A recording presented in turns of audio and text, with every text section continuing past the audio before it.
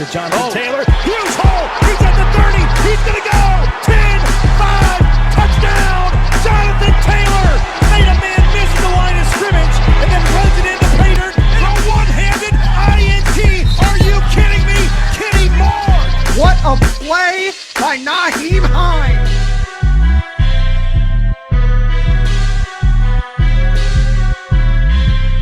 Horseshoe is back, baby. The horseshoe is back. What's going on, Colts Nation? Welcome back to another episode of the Bring the Juice Colts podcast. Today, we're going to be recapping another day of training camp. And today, we have a very special guest, Chris Presley. You all have seen him on the show before. Thank you so much for joining me today.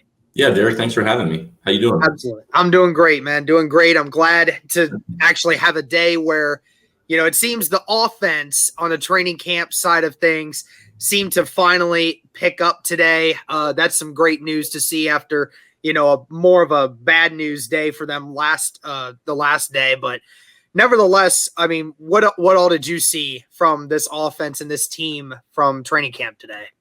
Yeah, so today was my first day out there, and like you and the rest of the Colts Nation and following along with a bunch of our colleagues and friends in the media, between the injuries and just the rough go of things for both Ehlinger and Eason yesterday, I didn't know what to expect. I didn't know what to expect at all. So Today, the offense looked great. And that's really I wanted to look at a little bit of the defense. Kwity Paye looked good coming off the edge. But Eason and Ehlinger, I tell you what, they stepped up today. And I don't know if it's more Frank Wright's system, if it's more of them just getting more reps, which obviously Eason didn't have last year. But, yeah, it looked good. Yeah, I mean, yesterday, I mean, it felt like all of Colts Nation was really just in shambles because, you know, we were talking about Carson Wentz possibly missing some time to start the season. Then you find out Quentin Nelson has the same problem. So, you know, just a lot of emotion going on. And anyone that's followed this podcast yesterday saw that I was very emotional for majority of the day. So, but anyway, going into the training camp today, it was nice to hear Eason and Ehlinger both looking really good today. Both were efficient. Both weren't making mistakes. They had some great throws. I mean, yeah, for Eason and Ehlinger, do you think it has just more to do with their confidence going up? They just feel more comfortable. I mean, I know it's still early. It's still only 6 days really into this whole thing. So, I mean, does it look like those two are really starting to get more comfortable now? Yeah, and I think they're going to figure it out.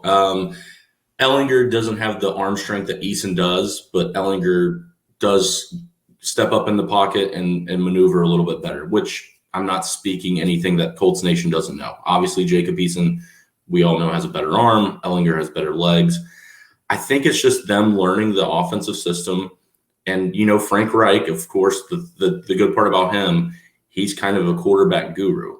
So even though he's the head coach, I'm sure, especially once the Carson Wentz news came down, he's been spending some extra time in the quarterback room trying to figure out what kind of schemes they like, what kind of plays they want to run, and just kind of dictating the offense towards them. And he said that they have the keys, so we'll see.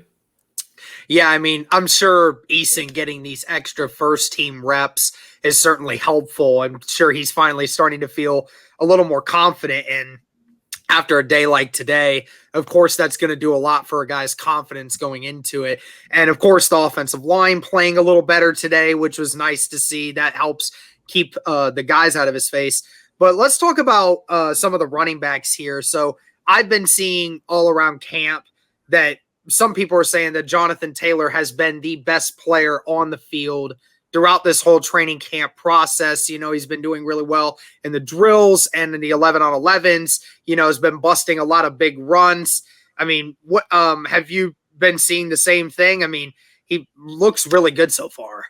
Yeah, being out there today, watching, he's taken the first team reps, which he should. Man, one of the first plays that I saw him run, he went to the left side, which, as we know right now with Quentin Nelson, and trying to figure out who the left tackle is going to be until Eric Fisher hopefully comes in and shores that up. That's the side he went to. Still broke off about a 23-yard run before someone touched him. So, I mean, that's great to see. I mean, they've been talking a lot about, about what he's been doing in the off season to keep his body right. And, with this whole group being back, it's great to see. And, Hines had some very interesting comments to make in the pressers afterwards. They were asking him about Quentin Nelson, and he basically said, I always thought he was superhuman. I said that from the very beginning that I met him. And I still believe that now, even after this injury, it almost seems really odd to see Quentin Nelson go down with something so weird. Right. Says that he actually believes that he'll be back a lot sooner than what a lot of us are expecting. Do you believe that? I will never put anything past Quentin Nelson. I mean, it's one of those things until someone proves you wrong, you just stick with it. And he is superhuman, like Naheem said.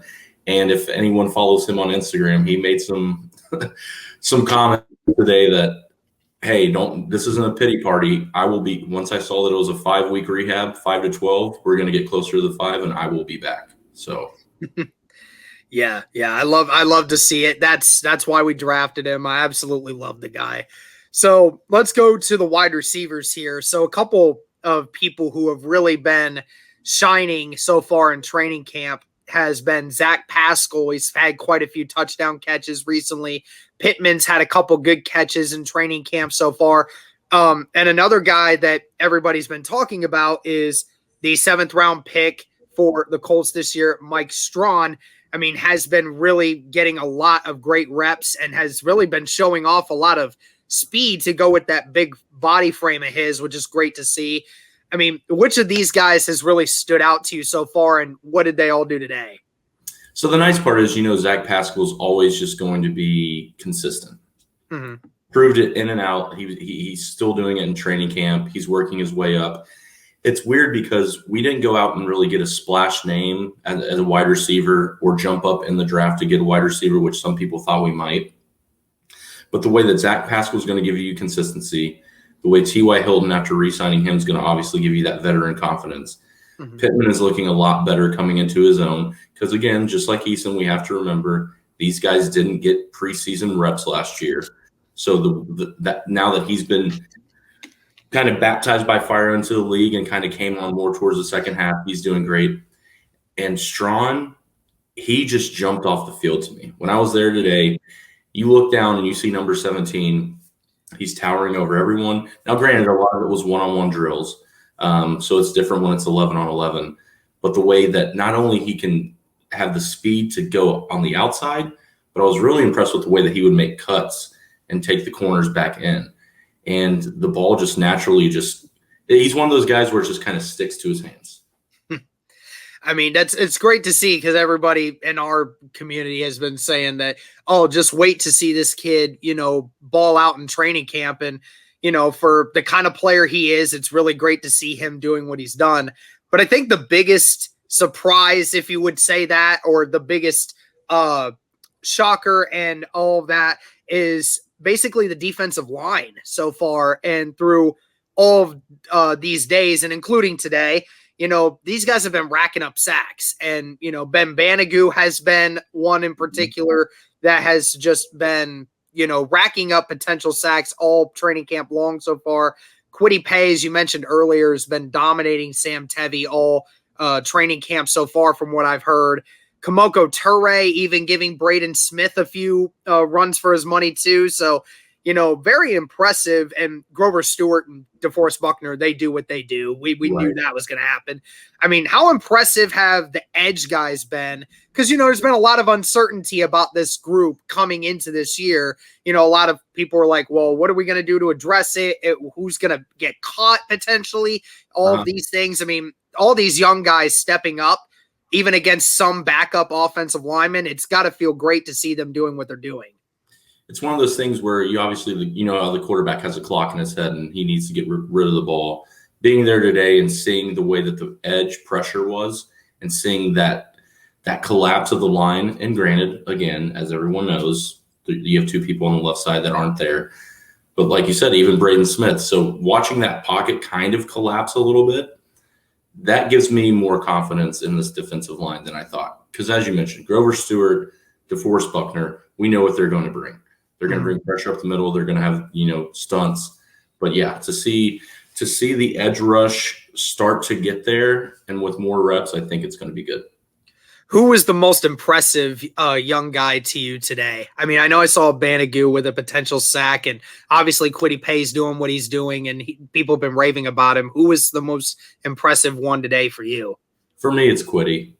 It really is. And that's just a testament to Chris Ballard and his staff again. I mean, and everyone who's watched Kwity Paye's journey, it makes sense that he is the way that he is.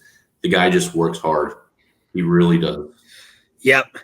So anything else from the defensive side that you saw today that some of us didn't see? I heard Blackman was running around all over the place today, but outside of that, I didn't really hear much else of the defense. It was all particularly the offense and Eason being so effective. What else on the defensive side stood out today?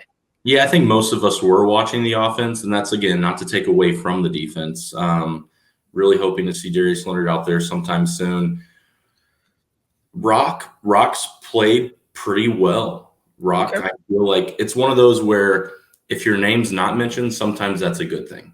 Like if you're not glaring, you're either not the star, but you're also not bad. Rock, I feel like, is kind of at the middle ground now. But yeah, Blackman, man, he just has energy and loves to run around. Yeah, absolutely. I get that. And you mentioned Darius Leonard. I did want to go off on a little side tangent here. I mean, we've known Darius Leonard was trying to get a contract extension at this point. And, him and his agent have both been on social media saying, they're waiting for the time to finally get this thing out. I mean, I'm just wondering if you had a reason as you think why we haven't seen an extension yet. To be honest, I'm not sure. And the Colts are so, even though we're partners with them at ESPN Radio, they're very professional and close to the vest on those kind of things. Kevin Bowen might know a little bit more than I do, but at the same time, he might not. I mean, it's one of those things where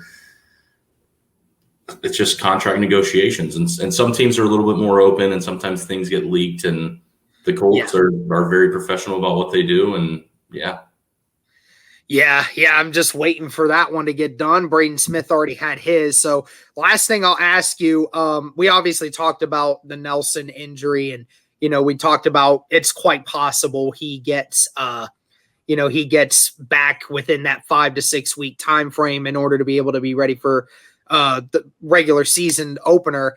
What's your feelings on Wentz and his recovery? Obviously, Frank Reich today was saying, that we felt the surgery was great. There was no setbacks. He feels great. So we're very optimistic we're going to get him on the front end there. I mean, do you agree that they truly think he's going to be there either week 1 or week 2? Yeah, I think it's weird because when you hear a 5 to 12 week, that's such a wide range. Mm-hmm. Like most injuries, you hear 4 to 6, 6 to 8, 5 to 12 is like you're almost throwing darts at a dartboard. It's like, how did you come up with this number? Mm-hmm. I think Carson's going to be just fine. Apparently the the surgeon that did his surgery and Quentin's surgery, also Kevin was telling me, did Bob Sanders' surgery when Bob came here from Iowa. And that's one of the reasons why the Colts drafted him, is because the surgeon said, if you bring Bob Sanders in, I can fix him. He can go out and play. That being said, I think week 3 to 4, Carson should be back. Okay. Yeah, I mean, like we said, there's probably going to be a couple weeks until we actually know more on whether or not he's going to be ready during that time, but we'll see. But Chris, I want to thank you so much again for coming on and talking to us about training camp today. Obviously, you got to see it, so greatly appreciate your insight. Yeah, man, thanks for having me. What do you guys have coming up on the docket?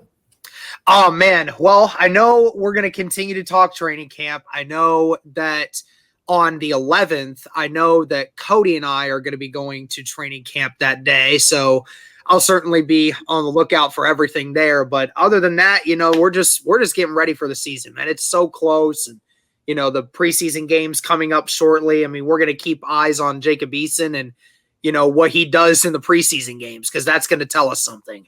Yeah. Well, I'll see you guys on the 11th. All right. I appreciate it. Thank you guys so much for tuning into this video. Let us know what you thought of training camp day 7. Thank you very much. And as always, go Colts.